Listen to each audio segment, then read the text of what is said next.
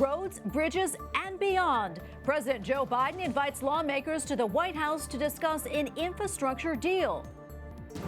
Southern border crisis, how the political response is heating up on both sides of the aisle. Abortion referendum, what people in Gibraltar must decide about the right to life. And search for survivors. Firefighters comb through the wreckage of a major building collapse in Florida. On EWTN News Nightly for Thursday, June 24th, 2021.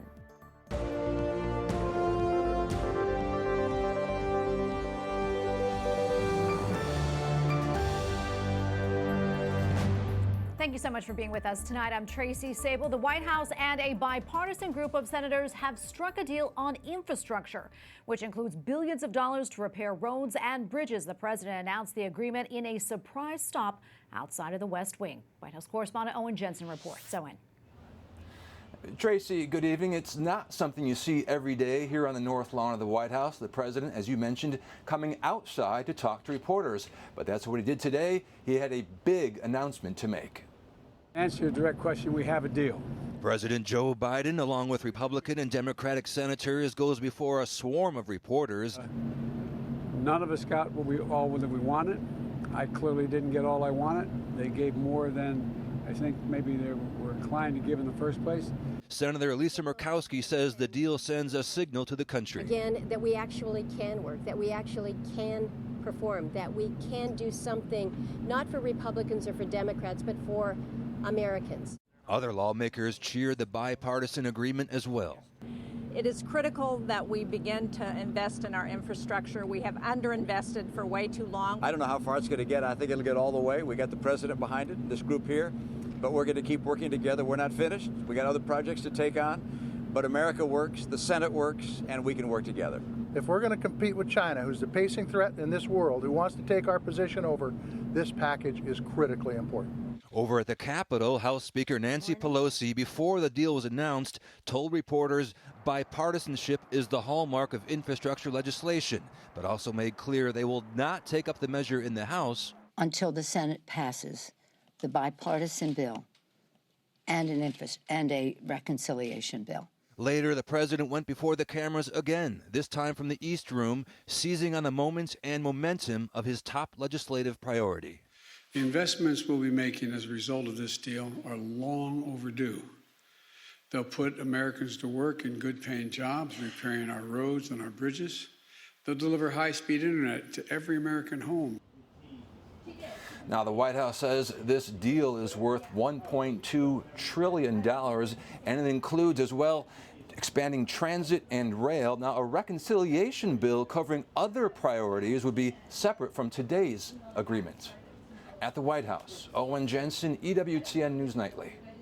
Well, 3 months after President Biden placed her in charge of the migrant crisis, Vice President Kamala Harris announced that she will be heading to the U.S. Mexico border tomorrow. Her announcement comes just days after former President Donald Trump announced a visit to the southern border, which he will take next Wednesday. Capitol Hill correspondent Eric Rosales reports. Republicans on Capitol Hill continue to hit the Biden administration for its handling of the crisis at the southern border. At least 21 Republicans have signed on to introduce a resolution to censure Biden himself. Biden's border crisis is a humanitarian crisis, and it all started when the Biden regime began rolling back President Trump's firm and effective border policies. The resolution accuses President Biden of, quote, withholding funding for border wall construction and censures the president for, quote, his failure to take care that the laws be faithfully executed as required by the Constitution. President Biden hasn't just failed to enforce the law, as is, by the way, his sworn constitutional duty, but he is actually implementing policies that undermine the law. The numbers are staggering. In May alone, there were more than 180,000 migrant encounters, the highest level in more than 20 years. Republicans say the president needs to reinstate Trump-era policies, like the Remain in Mexico policy, which requires U.S. asylum seekers to wait in Mexico while their applications were processed. We got people that are dying, women, one estimate, 25% of the women that come are raped. The U.S. Conference of Catholic Bishops opposes enforcement-only immigration policies and supports comprehensive immigration reform, such as an earned legalization program that would allow foreign nationals of good moral character who are living in the United States to obtain permanent residence. Also, family-based immigration reform to increase the number of family visas available and reduce family reunification waiting times. And enforcement reform. The bishops believe that by increasing lawful means for migrants to enter, live, and work in the United States, law enforcement will be able to focus on drug and human traffickers, smugglers, and would-be terrorists. As for the vice president's trip, Republicans and other critics are a bit perplexed that she's visiting the El Paso region. They say that the real crisis is taking place down in the Rio Grande Valley sector. They say that's where hundreds of kids are crossing the border every day. At the Capitol, Eric Rosales, EWTN News Nightly. And joining us now is Alfonso Aguilar, president of the Latino Partnership for Conservative Principles. Alfonso, welcome back. Great to see you again.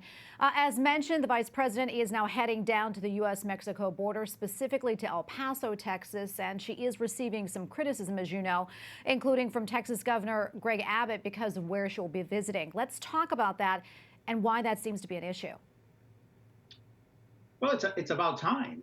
I think she should have gone to the border a long time ago, right after she was tapped by the president to head the administration efforts on the border crisis. She should have gone down there.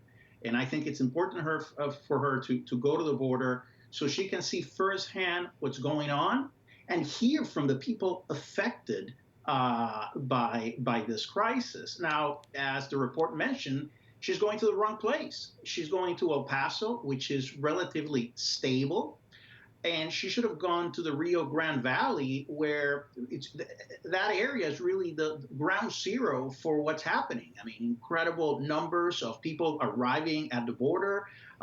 Just in May, over 180,000 people arrived.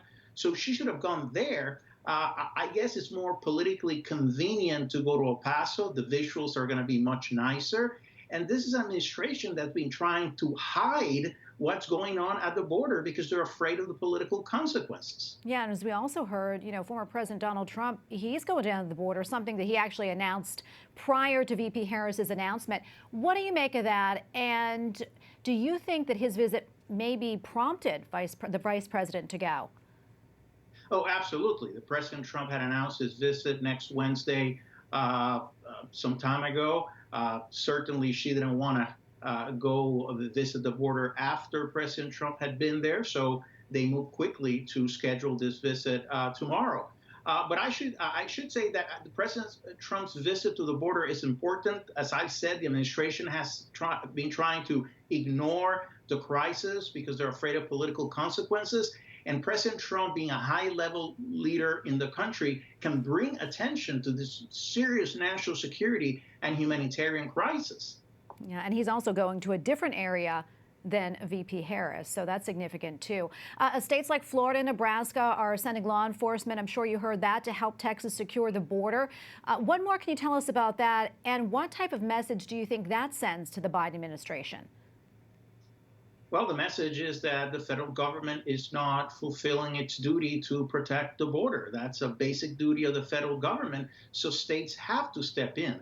Texas has been greatly affected, so Governor Abbott has secured about $250 million to begin building a state border wall to ensure that they can control the irregular entry of migrants through their border.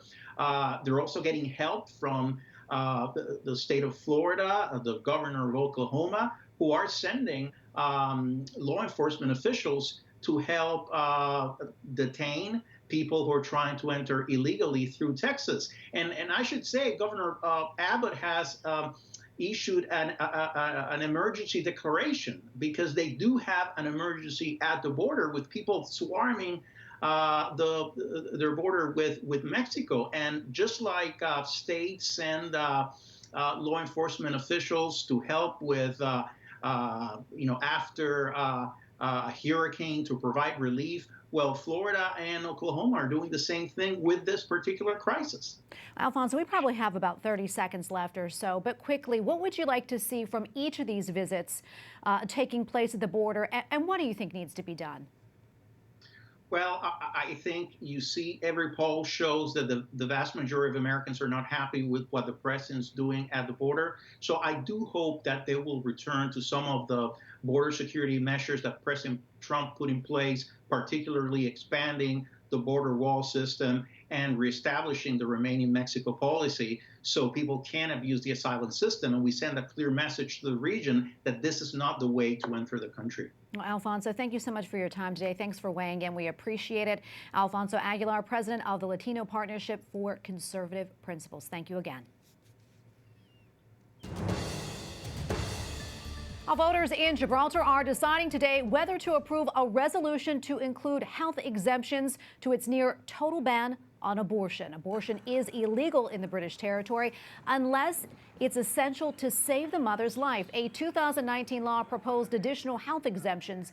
Gibraltar classifies abortion as child destruction, punishable by up to life in prison. Our Secretary of State Antony Blinken says the U.S. and Germany seek to stem an alarming global increase in anti-Semitism and Holocaust denial. By launching the U.S.-Germany dialogue on the Holocaust, we are helping to ensure that current and future generations learn about the Holocaust and also learn from it. Secretary Blinken spoke at a Berlin memorial along with Germany's foreign minister and Holocaust survivors. Die Delta-Variante macht uns natürlich Sorgen. German Chancellor Angela Merkel is concerned about COVID-19 variants. She seeks travel restrictions to minimize the spread of infection from countries which have experienced high rates of cases from the variants. Well, Honduras has become the fourth nation to open an embassy in Jerusalem. Earlier today, Prime Minister Bennett welcomed President Hernandez of Honduras to Israel. With their newly signed agreement, Israel will open its own embassy in the capital of Honduras. Former President Trump moved the U.S. Embassy to Jerusalem back in 2018. Kosovo and Guatemala have done so as well.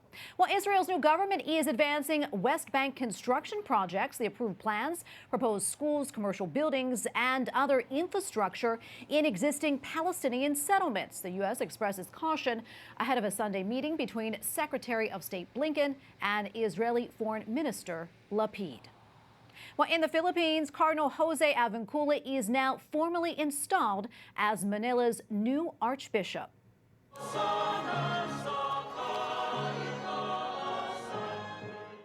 Cardinal Avincula becomes the city's 33rd Archbishop. He succeeds Cardinal Luis Antonio Tagle, who is now serving in the Vatican. COVID-19 restrictions limited the installation. Following the conclusion of Mass, Cardinal Avincula led prayers for the repose of the soul of former Filipino President Benigno Aquino III, who passed away earlier in the morning. Coming up, building collapse, what we are learning about the victims who were inside.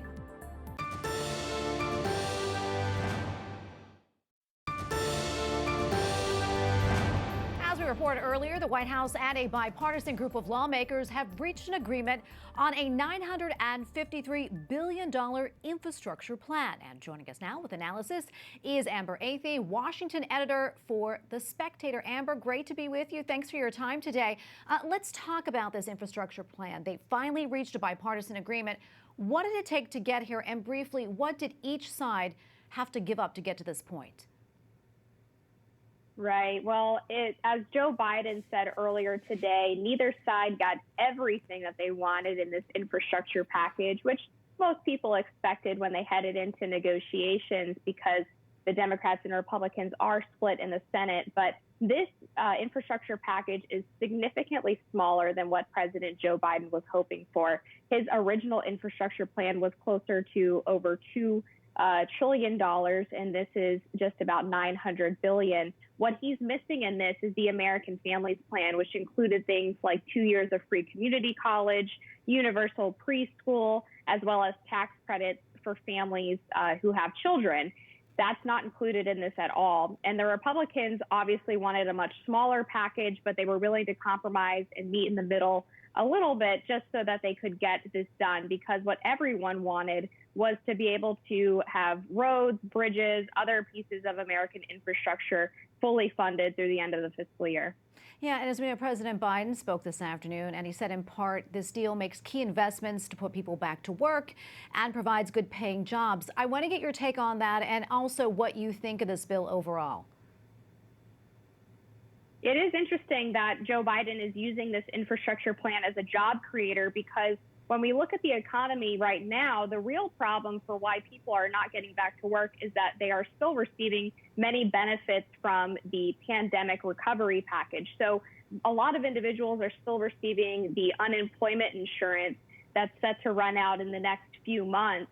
And a lot of those payments are more than they would earn for going back to work. So you hear from a lot of small businesses who say that they are having a hard time finding workers, not because people don't want to work, but because they are receiving more money from not working. So it seems like getting rid of those benefits would be a faster way to revitalize the workforce rather than spending billions of dollars on job creation. And infrastructure jobs are usually temporary and seasonal anyway.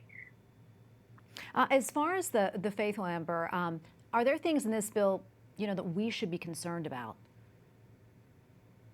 It's hard to know for sure without seeing the bill text. We haven't really seen a finalized version yet. However, again, the job creation aspect of it should be concerning.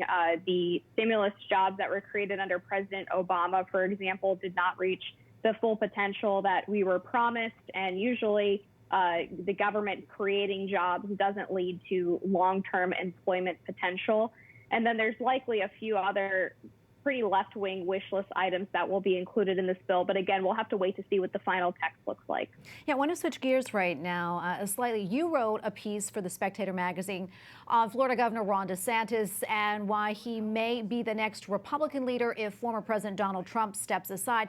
Talk to us more about Governor DeSantis, the similarities and the differences between he and former President Trump, and why you feel Governor DeSantis is so promising. Governor DeSantis has really legislated very effectively over the past year. Of course, he's been praised pretty widely for his handling of the pandemic, but he's refused to stop there. He's continued to pad his resume by using government power to advance conservative items like his bill that he signed this week, enforcing the teaching of the negative aspects of communism in public schools. He's also gone after big tech censorship and various other culture war issues, as we would call them. And one of the main differences between Governor DeSantis and former President Donald Trump is that while DeSantis is an aggressive legislator and will take on the media like Trump did, he has a much better job with personnel. So Trump had a lot of people in his White House that were not on board with his agenda, and in many cases actually actively undermined the legislation that he wanted to advance. DeSantis keeps a very tight circle. One of his most trusted advisors is actually his wife, Casey, and then his staff is relatively small, and there's a lot of turnover because he does have very high expectations for them and has zero tolerance for leakers. So if DeSantis is able to run such a tight ship and keep his staff so close and so trusted, then he'll have a much easier time legislating once he gets to the White House if he does decide to run for president. Well, unfortunately, we have to leave it right there. Amber, thank you so much for your time. Appreciate it. Amber Athey, Washington editor for The Spectator. Thank you again. Thank you. And near Miami, rescuers are searching for survivors after an entire wing of a beachfront condo collapsed overnight. The 12-story building in Surfside was constructed back in 1981. The mayor says there were many occupants. Investigators will seek a cause. One person has died, 2 hospitalized, and nearly 50 others are safe. Up next, Interreligious Dialogue. How Catholics in Rome are trying to promote the process.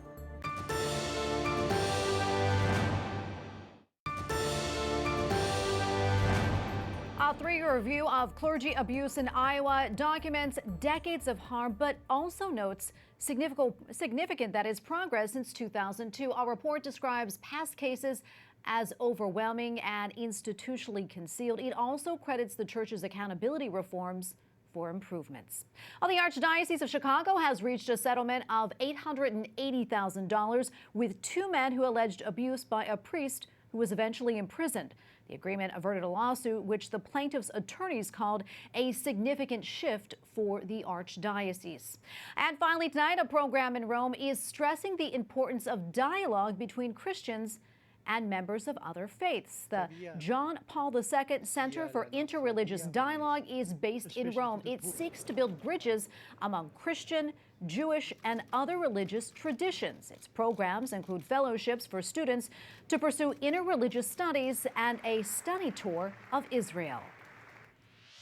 Joining us now from Rome is Gianluca Avanzato, graduate student at the John Paul II Center for Interreligious Dialogue in Rome. Gianluca, thank you so much for your time today. Great to see you. So tell us about the programs and what classes did you take and what did you learn? Well, thank you for having me. I'm honored and excited to be here and to talk about the John Paul II Center, which we can also call the JP2 Center. It's a little bit easier. So I just graduated a few days ago with a diploma in interreligious dialogue. The John Paul II Center it was created in 2008 with the cooperation of the Russell Berry Foundation, which is a Jewish philanthropical organization, and the Pontifical University of St. Thomas Aquinas, known as the Angelicum, here in Rome. So the center itself is interreligious in nature. The idea of this program, the Russell Berry Fellowship, and the events created by the JP2 Center are to train the next generation of religious and lay folk in interreligious dialogue.